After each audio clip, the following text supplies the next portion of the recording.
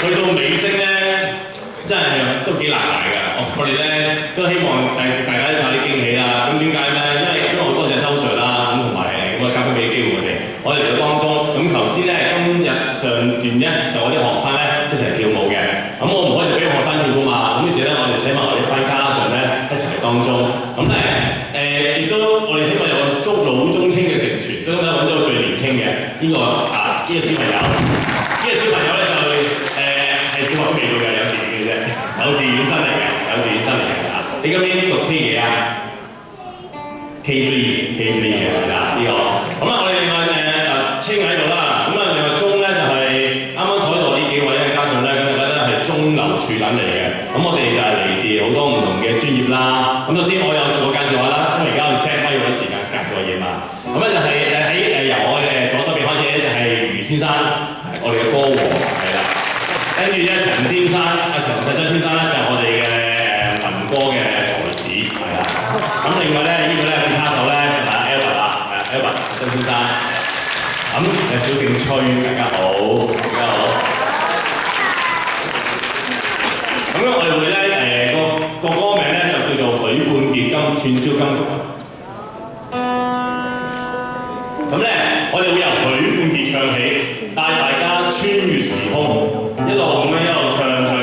歌名我就唔講啦，我相信我哋以後玩嘅歌名咧，大家都耳熟能詳嘅。如果識嘅話，就一齊唱，好嗎？係啦，咁我送俾大家，我哋由許冠傑開始先。我哋試下啲聲。試聲唔好意思啊，通常都要。試聲，我梗係台下有啲聲咁啊。我哋已經有聲，佢要反應我哋，好嘛？聽得到啊？係，大家非常之好有耐性啊！